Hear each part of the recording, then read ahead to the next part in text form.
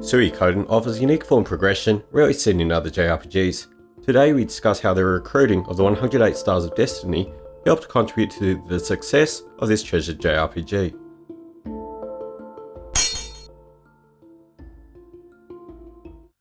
Hello everyone, and welcome to the second video for JRPGJULY, and today we talk about the amazing Suikoden. I'm Kados, and this is Critique Hit. Suikoden was originally released in Japan on the PlayStation in 1995, almost exactly a year after the console was launched, making it one of the earliest JRPGs on the system. The game draws inspiration from Shui Hu Zuan, and I apologise if I mispronounced that, or in English is most commonly referred to as Water Margin, and is one of the 4 great classical novels from Chinese literature. In Water Margin, 108 outlaws gather and form an army, and in a similar fashion, Suikoden is about forming an army of 108 different characters, which are referred to as the 108 Stars of Destiny. And this unique form of progression is a major part of what makes Suikoden great, and the overall series so loved. So let's begin by defining what we mean by progression. Progression is basically some form of advancement we aim towards while playing a game. It can be player based, which is typically where the player sees some improvement in their skills, or it can be game based, where the game designers implement ways to keep the player engaged. This could also be seen as creating motivation through different goals and rewards to keep the player invested in the game. You may also see this being synonymous with the concept of gamification. Today we'll be focusing more on the side of it being game based, where the designers have implemented methods to keep the player engaged and motivated. Now, although it's not impossible, imagine a JRPG without a story, or without your characters leveling up, or with some form of stat growth. See, in JRPGs, the 2 most common types of progression are story and level, with these 2 elements being in almost every JRPG. There are other types of common progression too, such as item or equipment acquisition or upgrades, learning cool new skills and abilities, completing quests, defeating bosses, or gaining access to new towns and dungeons. Suikoden, however, had most of these common progression elements to some degree, but also had the aforementioned goal of finding and recruiting the 108 Stars of Destiny. In this way, we had an overall goal, that is to recruit all 108 characters, but also recruiting each individual character could sometimes be a goal in itself. So how do we go about finding these characters and getting them to join? The characters require a variety of different conditions in order to be recruited. Some naturally join as the story progresses, while others need different and sometimes unique conditions to be met.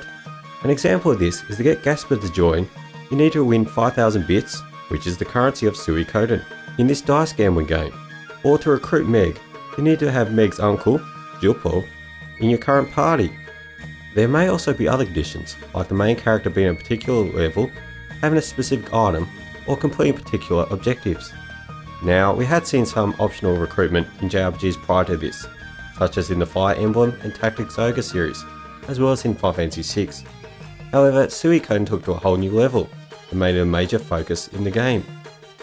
As mentioned earlier, our goal is to recruit the 108 Stars of Destiny, and this is where we start to get rewarded by working towards that goal.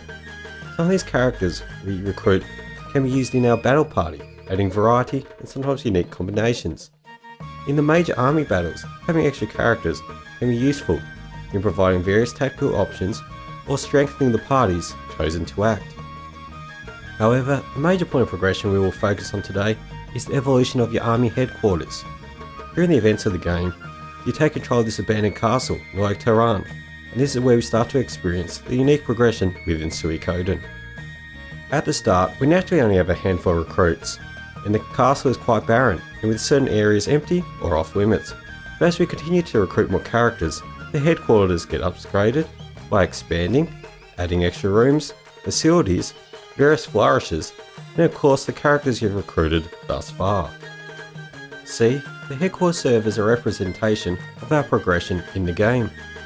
Sometimes this might only be visual reinforcement, as we have a visible representation of our army growing as the castle becomes more crowded and busier.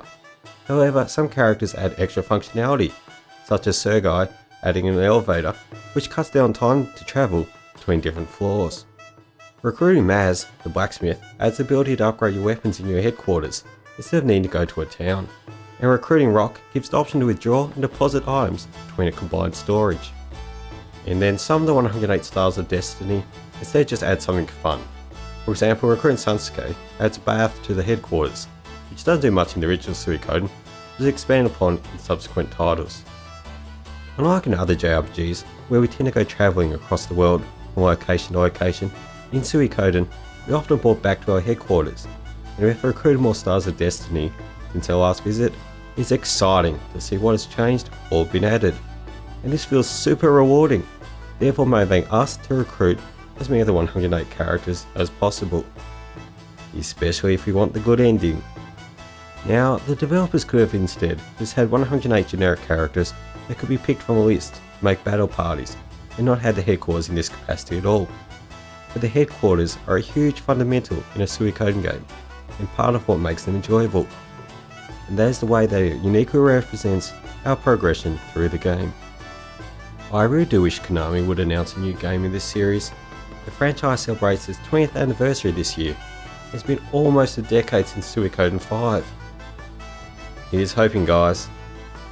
Anyway, I hope this video has shown you how a gamer can have a unique progression method and how it can be really effective in making an enjoyable experience. So, I have a question I'd like you to answer in the comments section. What other cool unique forms of progression from other JRPGs have you enjoyed? Some ideas to think about might be the job system from various Final Fantasy titles, the guardian forces in Final Fantasy VIII, the input commands in Legend of Legaia, or perhaps nearly everything in Pokemon. Thank you for watching this video, and if you have enjoyed it, please leave a like and share with your friends. Next week we'll be going into The Legend of Dragoon, another PlayStation JRPG classic. So if you haven't already, do subscribe so you don't miss out. Thanks once more, and this is KADOS logging out.